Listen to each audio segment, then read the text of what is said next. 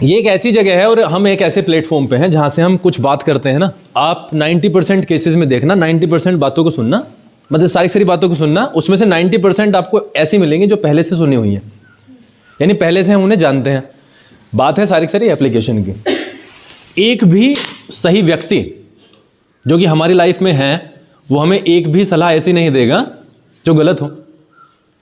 आपके माता पिता से लेके आपके पड़ोस, आपके रिलेटिव्स, आप जिससे मिलते हैं, आपके मित्र, आपके टीचर्स, आपके सारे के सारे वो व्यक्ति जो आपसे रिलेशन में हैं, वो सारे आपको एक ही चीज़ बताते हैं और वो होती हैं सारी सही के रास्ते में।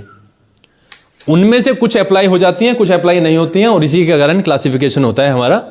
कुछ बच्चे ठीक हो जाते हैं, कुछ बच्चे गलत राह पे पड़ते ही हैं। हम अगर इसको नए साल के परिप्रेक्ष्य में लें तो मेरा हमेशा से यही मानना रहा भाई व्यक्तिगत तौर पे कि हम ड्रामेटिकली एक दिन में या एक मिनट में जो वो डेट चेंज होती है, 2022 हो गया, उसमें अपने व्यक्तित्व को तो चेंज कर नहीं सकते, लेकिन एक सोच के साथ कि जो अब तक हुआ हमसे गलतियां हुई या जो भी हमने किया, 2021 के 12 बजे तक रात तक वो हमने फुल स्टॉप कर दिया। यानी कल से जो मेरी जीवन का शुरुआत है वो नई शुरुआत है। अब तक जो हुआ है उसके ऊपर हमने पूर्ण विराम लगा दिया। इस सोच के साथ हम आगे बढ़ सकते हैं। अब इसमें अगर हम जेनेटिक की बात करें तो पिछले 7-8 साल से हम लगातार अपने माध्यम से या अपने टीचर के माध्यम से सिर्फ एक ही बात को एम्फेसाइज करते आए हैं और वो है अनुशासन के ऊपर। मेरा अपना पर्सनल ओपिनियन ये है कि अगर हम एक ही चीज़ को सिर्फ अनुशासन को अपने अंदर ले आए ना, तो हमारे सारे कष्टों का निवारण हो जाएगा 1 सेकंड में। हमारे अंदर अनुशासन है नहीं और उसी के कारण हम हर चीज़ में कुछ ना कुछ चीज़ें मतलब उसमें त्रुटियां आती हैं। मेरे विचार से अनुशासन एक बहुत ही लंबा चौड़ा सब्जेक्ट है और उसके ऊपर बोलना मतलब समय भी काफ़ी नहीं है, लेकिन उसके ऊपर मैं थोड़ा सा मैं जरूर बोलूँगा। मैं पंक्चुअलिटी के ऊपर बात करता हूँ। चलो, अगर हम पंक्चुअलिटी को अलग से लें, बहुत सारे बच्चों को पता होगा पंक्चुअलिटी के बारे में। पंक्चुअलिटी का मतलब एक ऐसा गुण जब आप समय का ध्यान रखते हैं। मतलब अगर आपका किसी से मिलने का समय है, आपको कहीं पे जाना है और आपने कह दिया सर, ट्यूशन के टीचर से कह दिया सर मैं 5 बजे आऊँगा या आऊँगी, तो आप इस बात को श्योर करते हैं कि आप 5 बजे वहाँ पर पहुँचें। और आप किसी कारणवश अगर नहीं पहुँच पाते हैं तो आप उन्हें किसी भी माध्यम से इन्फॉर्म करें कि सर मैं 5 बजे तक नहीं आ पाऊँगा, मुझे 15-20 मिनट का लेट हो जाएगा। इसको बोलते हैं पंक्चुअलिटी। और मेरे विचार से पंक्चुअलिटी, डेडिकेशन, आपका ऑनेस्टी, ये सारे के सारे गुण तब आएंगे जब आप के अंदर अनुशासन होगा। जड़ अनुशासन है, उसके बाद में ये सब क्वालिटीज आपके अंदर आती हैं। हम लगातार प्रेयर के माध्यम से इतना बिगड़ता हुआ माहौल देखते हैं और वो सिर्फ और सिर्फ इस कारण है कि हम अपने ऊपर रीडिंग कहाँ करते हैं। हमारा सुबह के फर्स्ट मोमेंट से लेके अगर हम लास्ट मोमेंट तक देखें तो गलतियां करने का नियम है। और इसमें कोई गलतियां करने में कोई पाप मैं मानता भी नहीं हूं, लेकिन जो चीज़ रिपीट होती है फिर नेक्स्ट डे और सेम चीज़, वही चीज़ सारी की सारी समस्याओं की जड़ है। सबसे पहले तो उसे मिटाना है। अंकित ने एक बहुत बढ़िया बात कही है, कामयाबी से पहले कोई नया साल नहीं है ना कोई पुराना साल है। आप सक्सेसफुल हो जाओगे तो आपके माता पिता के लिए सबसे पहले वो मोमेंट सबसे बड़ा होगा। तो सबसे पहले तो हमें ये देखना है कि हम किस तरफ आगे बढ़ रहे हैं। और अगर हम as a student of class 10th और 9th ये मान के बैठ जाते हैं 9th में ही तो है, 10th में ही तो है, कुछ होने वाला नहीं है, तो आपकी ये सबसे बड़ी गलतफहमी है। समय इतना बड़ा, मतलब मैं कहूंगा इसे इम्पोस्टर बोलते हैं। इम्पोस्टर मतलब बहरूपिया। इसका पता नहीं चलता। मुझे कल की बात लगती है 2014 का नया साल, 1 अप्रैल 2014 को हमारा पहला दिन आने वाला था जेनेटिक का, और मुझे वो पूरा का पूरा ऐसे ही याद है। 1 जनवरी 2014 बिल्कुल ऐसे ही कोहरा हो रहा था और हम ये विशिंग खेल रहे थे। कभी किसी को फ़ोन कर दिए, कभी किसी के आ गए। कल की ही बात है और 8 साल हो गए। 8 साल में हमने क्या खोया क्या पाया वो दूसरी कहानी है, लेकिन कितनी स्पीड से ये गया है और पता भी नहीं चला, ये बहुत इंपॉर्टेंट है तुम्हारे लिए जानना। आपकी कब इंटर हो जाएगी, आप कब ग्रेजुएशन में आ जाएंगे, और कब आपको ऐसा लगेगा कि अब प्रेशर पड़ने लगा है परिवार वालों का भी कि कुछ करो, और उस टाइम पे फिर सोचने समझने की जो शक्ति होती है वो खत्म। आपके हाथ में जो आता है आप उसे कब जाने की सोचते हो, यानी अपने आप जो लाइन है आपकी उसको आप छोड़ सकते हो प्रेशर के कारण। मेरे यहाँ से कहने का ये मतलब है, जब हम प्रॉपरली अपने आप को प्लानिंग के तहत आगे बढ़ाते हैं तो हमारे चांसेस उसी लाइन में जाने के हैं जो हमने चूज करी थी।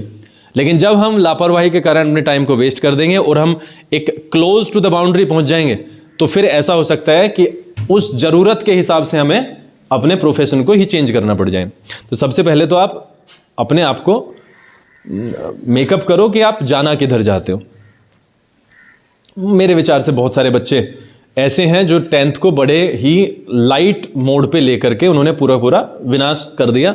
और विनाश ये सिर्फ यहाँ तक सीमित नहीं है, ये विनाश घर परिवार का भी है। पिछले 15 दिन का एक्सपीरियंस चलो आज मैं शेयर करूंगा आपके साथ में, लेकिन पहले थोड़ा सा जैसे जैसे चीज़ सामने आती जाएंगी वैसे वैसे मैं बोल ही रहा हूं।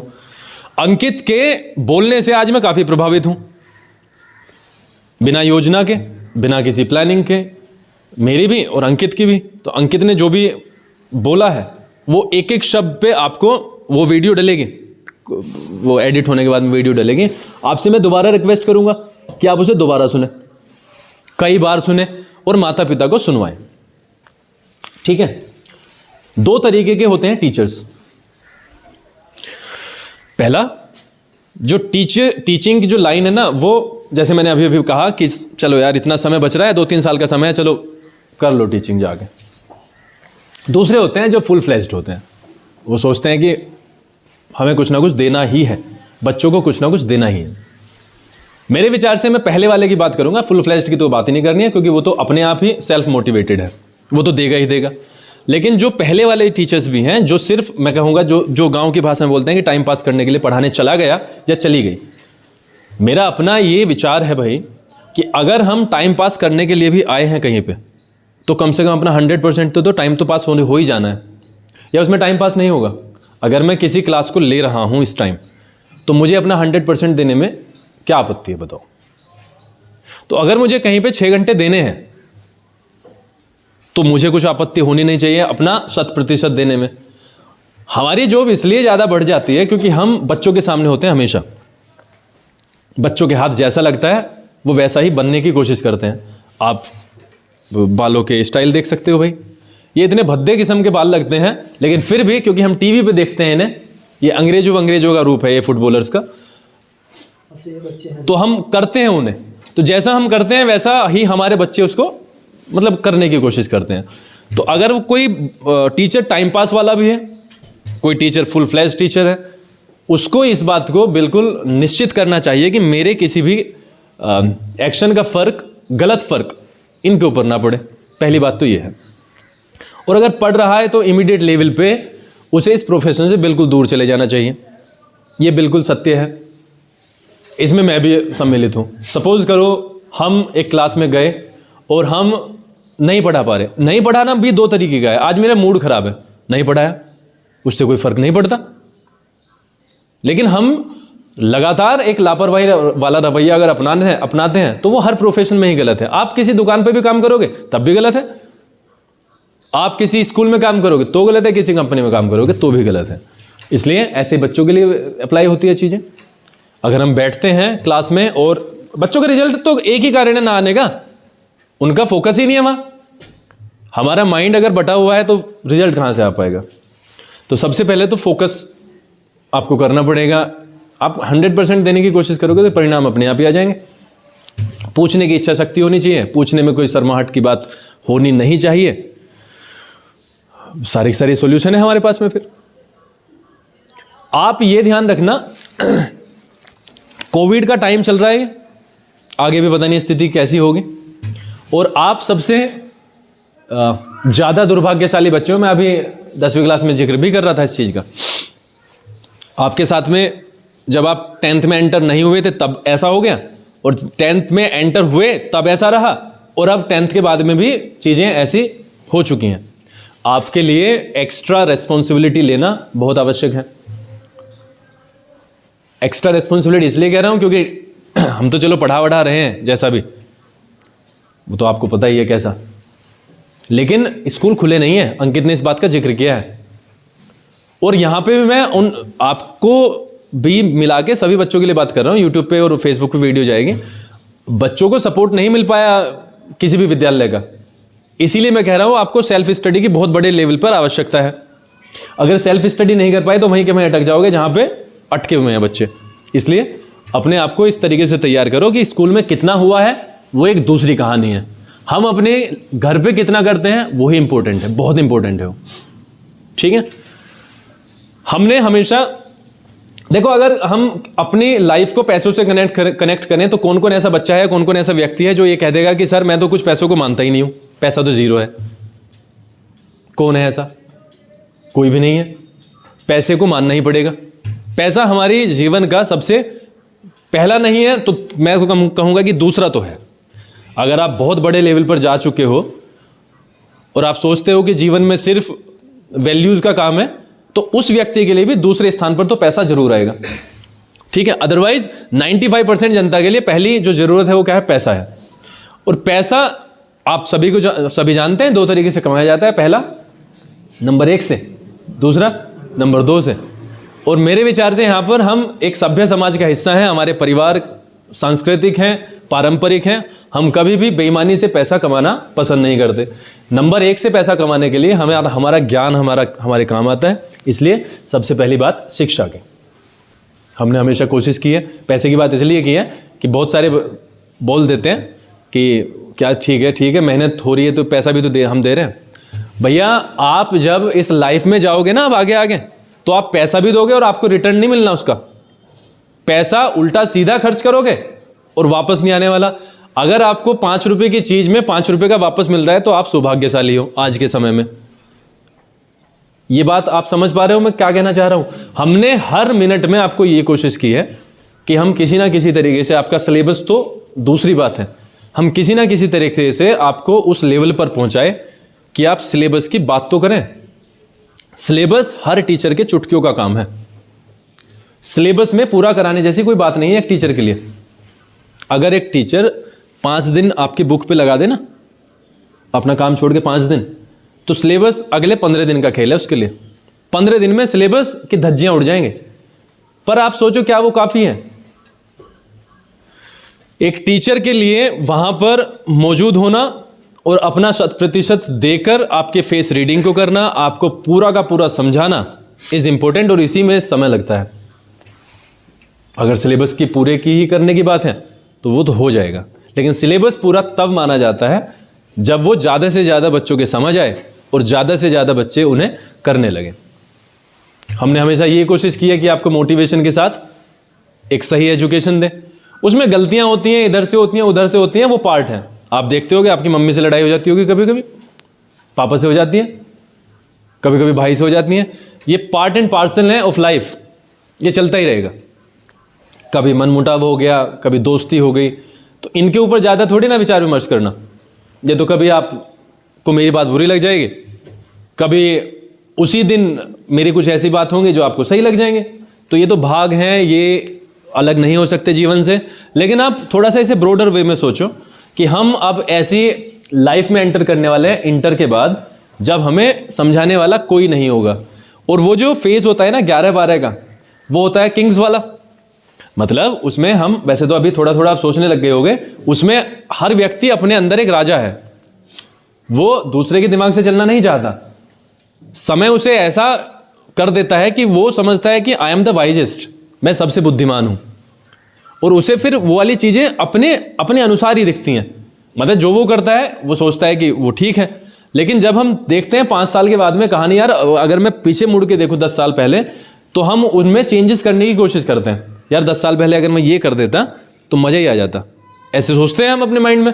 लेकिन 10 साल पहले वाली स्थिति में अगर मैं अपने चीज को अपने व्यक्तिगत तौर पे देखूं तो मैं तो किसी की सुनता ही नहीं था। आप सोचोगे, आप फ्यूचर में जाके सोचोगे यार 10 साल पहले तो मैं किसी की सुनने को तैयार नहीं था। इसलिए बड़े क्यों समझाते हैं? बड़ों का जो एक्सपीरियंस है ना, वो लाइफ के थ्रू आया, वो किताब से थोड़ी ना आया। बड़े बूढ़े होते थे, उनका जो लाइफ एक्सपीरियंस था वो सबसे ज्यादा काम आता था। आजकल तो खैर ये प्रथा खत्म हो गई है, लेकिन पहले चौपाल वगैरह होती थी। अभी चौपाल तो है, इन पे बड़े बूढ़े बैठते थे और उनमें बच्चे वगैरह बैठते थे, वहाँ से वो बहुत सारी चीज़ प्राप्त करते थे। पहले किताब पढ़ने का बहुत शौक था लोगों को, अब हम तो अपने सिलेबस की ही नहीं पढ़ते, तो हमें तो एक्स्ट्रा किताब तो आएंगी कहाँ से, तो रीडिंग हमारी इसलिए डाउन हो गई है। तो सारी की सारी चीज़ आपस में संबंधित है। हम जेनेटिक में यह विश्वास दिलाते हैं और इस बात को निश्चित करते हैं कि हमारे रहते हुए गलतियां हो सकती हैं। गलतियां होने में मैंने अभी भी कहा कोई भी पाप नहीं है, आपसे भी हमसे भी। और गलतियां तो शायद हमने ऐसे सुना है कि भगवान से भी हुई थी। उन्होंने भी महादेव जी ने किसी को वो दे दिया था वरदान, किसको दिया था अमरीश जी? वो वरदान दिया था वो भस्मासुर, वो उनके ही पीछे दौड़ पड़ा। तो गलतियों का कोई वो थोड़ी ना है, गलतियां तो होती हैं, बात है रिपीटिशन की। आप रिपीट करते जा रहे हो, ये सबसे बड़ा ब्लो है किसी भी विद्यालय के लिए, किसी भी व्यक्ति के लिए। हमसे गलती हुई है, गलती का पता चल गया, ये हमारे लिए वरदान है। गलती का पता ना चलना वो अभिशाप है। आपको अगर कोई बता भी रहा है तो वो आप ये मान के चलो सबसे बड़ा फ्रेंड तुम्हारा है।